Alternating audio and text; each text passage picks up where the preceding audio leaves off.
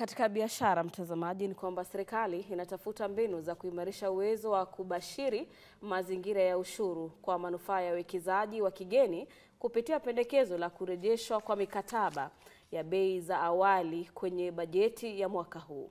Chini ya pendekezo hilo, mikataba hiyo itadumu kwa miaka 5 mfululizo na hivyo kutoa uthabiti kwa kampuni za kimataifa, huku ikipunguza hatari ya mabadiliko yasiyopangwa ya ushuru au faini za kutolipa ushuru na hivyo kuongeza imani ya wawekezaji.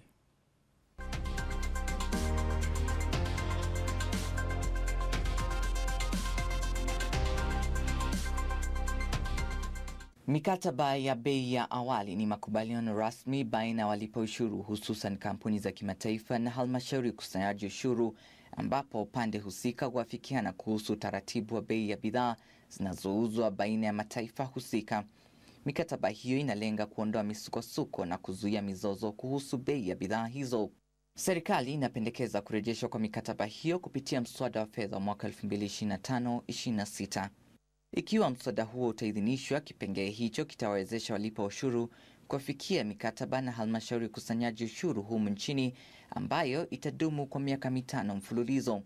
Hatua hiyo inalengwa kulainisha uzingatiaji wa masharti ya ushuru wa bidhaa zinazouzwa kutoka taifa moja hadi nyingine na kupunguza hatari ya mabadiliko yasiyopangwa ya kiwango cha ushuru. Dhamira kuu ni kuhimiza uzingatiaji wa hiari wa masharti ya ushuru kwa kampuni za kimataifa zilizoko humu nchini. Kurejeshwa kwa mikataba hiyo kumesifiwa kama mwelekeo chanya utakaopiga jeki uwekezaji wa kigeni humu nchini.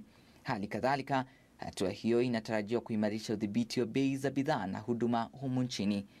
Trevor Ngendo, Darubini.